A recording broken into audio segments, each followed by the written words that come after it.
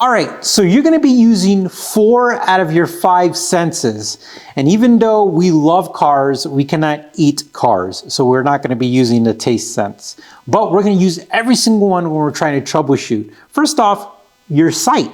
You wanna look around, you wanna look at things, you wanna look if anything is out of place, if a plug is disconnected, cracked, if a hose has fallen off. This is whenever you're looking for a problem or troubleshooting, looking is really important. You're looking for any fluids, anything that doesn't look right. You wanna use a light, you wanna scan, you wanna look around. One of the best friends for a mechanic is a little inspection mirror, and it looks like this. And what you do is you use this with your mirror and you can look at places, but using your eyes to look around is really important.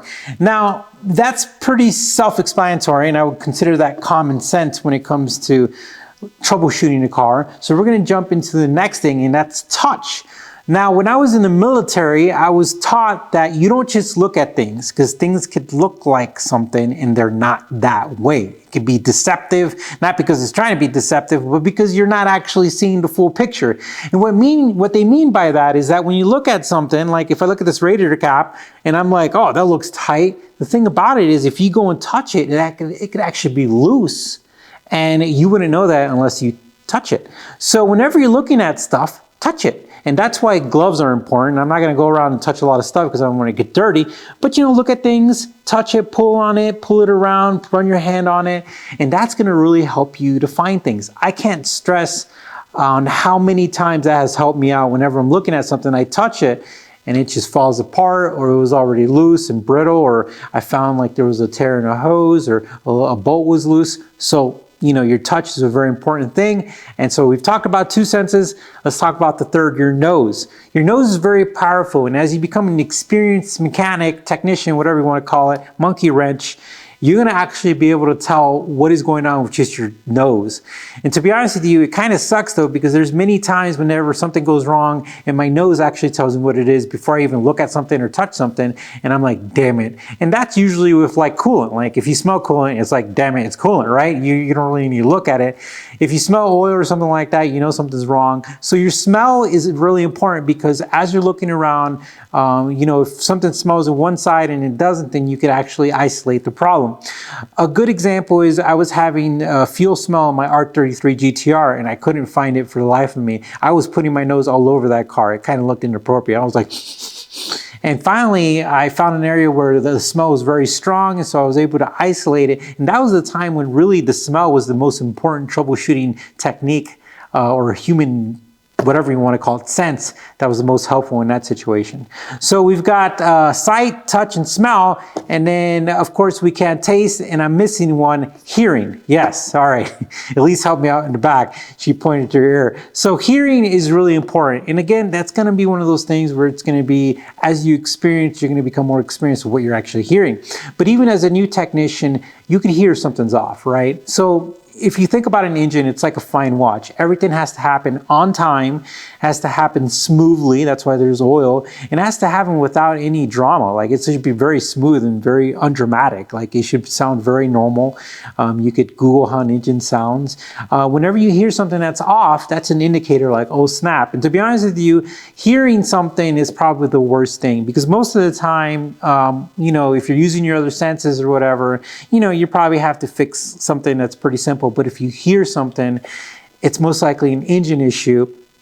That's a way more intermediate, intense thing. But it's good for you to know that if you run into an issue and you hear some knocking, you're like, I hear knocking. And then, the next step we're going to talk about how we segue is going to help you to identify what to do next. But hearing is important. Make sure everything sounds the same. And that's why every now and then open up your engine bay and listen to your motors, so you could actually have a baseline of how it's supposed to sound. If you're working as a technician, you can't do that to every car, but most engines sound about the same versus the configuration if they're like a V6, V8 inline or whatever, but you'll get the gist.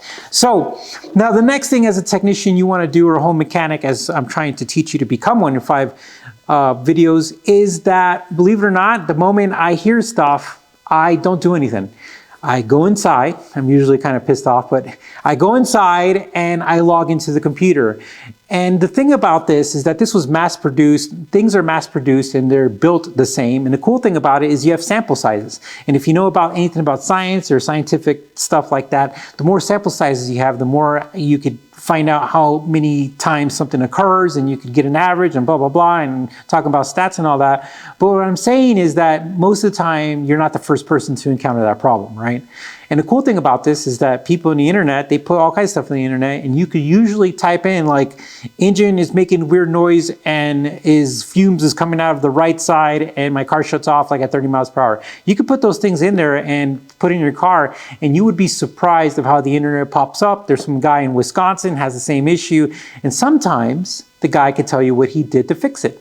So the thing about it is you want to work smart, not hard. Don't go in there and start trying to take stuff apart. Don't do it. Start trying to research, see if anybody else has had the same problem with same particular vehicle. I can't stress how many times I have fixed issues before I even came out, and that's by just spending time in the computer and researching the problem, just continuously putting in different ways of how to explain to Google of what my problem is. You know, like I'm getting a vibration at 60 miles per hour when I'm slightly taking a left turn and I feel the vibration in the rear. You put that in there and you'd be surprised at how many times some other person has had that issue. So learn that. So another thing you want to do is, it doesn't matter if you're trying to be one as a professional, then you'll have your own system, so you don't have to worry about that. And what I mean by that is there's dealerships have their own like service manuals and stuff like that. But if you have a car, you want to join that car's forum, period. No questions asked.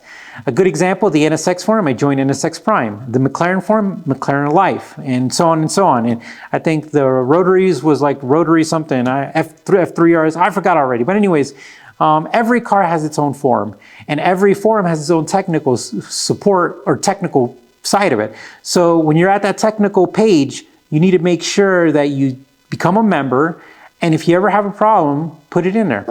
As a matter of fact, the moment I have an issue and I use my 5 senses, I go online, and if I think it's going to be a very intense one, I put it there right away. And the reason why is that if you wait to put and ask people for help, it's going to take them time to see it. It's going to take them time to reply. So I immediately put the question there to see if people will help me out. Of course, there's always going to be one person who's like, why don't you use the search function? Whatever, just ask your question. It's okay. You're human. We don't all know everything about cars. So join the forums, use your 5 senses, ask Google any similar issues, and you're on your way to actually starting to fix your car and troubleshoot it. So once you think you got an idea of what's wrong with the car, I'm going to tell you right now, you always start simple. KISS, keep it simple, stupid. But you also want to make sure that you don't buy anything, right? Don't think like, oh my gosh, my car's not starting, I need a fuel pump. No. Like, you want to go and test things, right? There's a way to test things, and that's what we're going to go on in the next video. We're going to kind of go through a process of showing you how we test something, go through that process with the service manual. Another thing too is have a service manual. I know people should have said you should probably have a service manual before going to forums, but I consider that as a self-explanatory thing as an owner. If you don't have the service manual, get one. They're usually PDF versions. And the reason why I saved it for the ending here is because the service manual will actually tie into the troubleshooting, because a lot of people just replace things, but there's actual steps that you take before you actually replace something, because a lot of times it could be as simple as a connector is broken, loose, something very simple. And if you buy something, a lot of stuff is not returnable, and you're going to waste a lot of time when you could actually follow the steps of testing things before you actually buy something. All right, guys, I hope you learned something. We appreciate it. This was our 3rd version. Our 4th one is probably going to teach you how to actually, troubleshoot and fix something, like going through the process of it. And then the 5th video, we'll make something up. All right, guys. Well, thank you for watching. You take care, and we'll talk to you soon.